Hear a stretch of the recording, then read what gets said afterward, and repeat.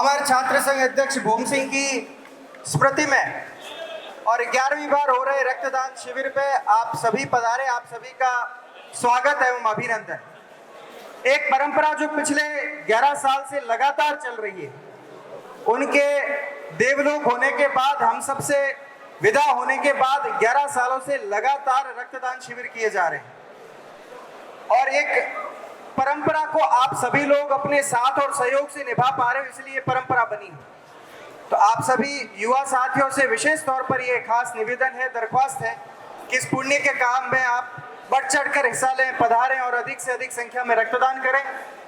और विशेष इमरजेंसी की स्थिति में हम सभी को जब रक्त की जरूरत होती है तो हम इधर उधर भागते हैं, तो हमारा आज का दिया गया रक्त ऐसे बहुत से परिवारों के काम आ सकता है, उनके जीवन को बचाने के काम आ सकता है। भोमसा खारा बहुत मृदुभाषी, मैं गौरवशाली हूं कि मैं उनके बैच का विद्यार्थी रहा हूं। हम लोग BA LLB में साथ पढ़े हैं और अध्यक्ष बनने के कुछ महीनों बाद वो देवलोक हो गए। आज वो शारीरिक रूप से, भौतिक रूप से हमारे बीच में नहीं है, पर भावनात्मक रूप से उनकी स्मृतियां सदैव हमारे हृदय में है और चिरस्थायी रूप से बनी हुई है। इसलिए आज के इस रक्तदान शिविर पर आप सभी युवा साथियों से दरख्वास्त है, निवेदन है कि इस रक्तदान शिविर में बढ़ चढ़कर हिस्सा लें और रक्तदान करें। भोमसा खारा की। अमर छात्र संघ अध्यक्ष भूम सिंह जी खारा, आज उनकी 11वीं पुण्यतिथि और इसी के तहत मैं आज बात कर रहा हूं वर्तमान छात्र संघ अध्यक्ष अरविंद सिंह जी भाटी से। सर, आप उनके बैचमेट रहे हैं, आपके वो साथी रहे हैं, आपने उनका 2 महीनों का कार्यकाल देखा है, कैसा उनका व्यक्तित्व रहा, उसके बारे में बताएं आप।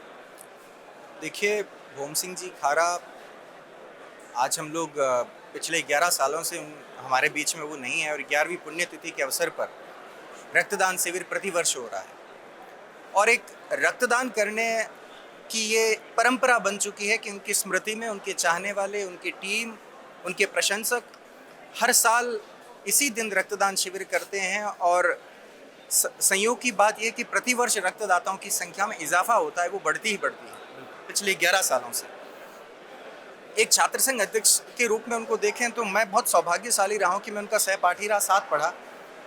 2013 में मैं विश्वविद्यालय में आया, 2014 में उनका जब वो BA LLB में शिफ्ट हुए फर्स्ट ईयर में, तो उस समय जब हम लोग बैच में साथ थे तो उस समय ये चुनाव प्रथम वर्ष में लड़ ली और उनकी तकरीबन उम्र जो 20 से 21 वर्ष उम्र रही होगी और अध्यक्ष बनने के बाद 2 महीने में उन्होंने छात्रों को लेकर जिस प्रकार से आवाज़ उठाई, बेहद सभ्य मृदुभाषी व्यक्तित्व था उनका और कोई एक दर्पण की तरह उनका चरित्र था। कोई व्यक्ति जाए और उनको आर पार भीतर से देख सकता था कि जिसके अंदर किसी भी प्रकार का कोई द्वेष नहीं, राग नहीं, जो जैसा सामने है वैसा अंदर से है, उसी प्रकार का उनका व्यक्तित्व था, वैसे ही वे विभूति रहे हैं।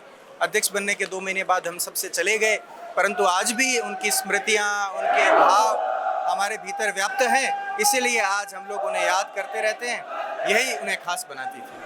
और कोई ऐसी बात हो जो उनकी आज तक आपको याद हो कि हाँ, भूम सिंह जी की ये बात जो है उनके चाहने वालों को, चाहे उनके कार्यकर्ता हो चाहे मिलने वालों हो, उनको पसंद आती थी और आज भी वो बातें याद होती है? देखिए, definitely he was a team man. वो एक टीम मैन के रूप में काम करते थे। वो हमेशा जो उनके एक लॉबी जो उनकी जो जिससे वो सुझाव लेते थे, जिनकी बातों पर वो अक्षरशः गौर किया करते थे, तो वो हमेशा उन लोगों को तवज्जो देते थे कि इस विषय पर उनका क्या ओपिनियन है, क्या सुझाव है। उस ओपिनियन, सुझावों को विश्लेषण संश्लेषण करने के पश्चात वो निर्णय लेते थे। तो एक बेहद जो उनकी खास बात थी कि he was a very brilliant team man.